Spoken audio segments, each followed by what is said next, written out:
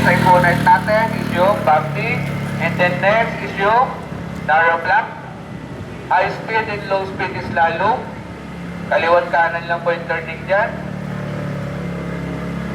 Tignan niyo po kung ano yung ginagamit ng preno, likod lang po. Hindi siya gumagamit ng preno sa harapan.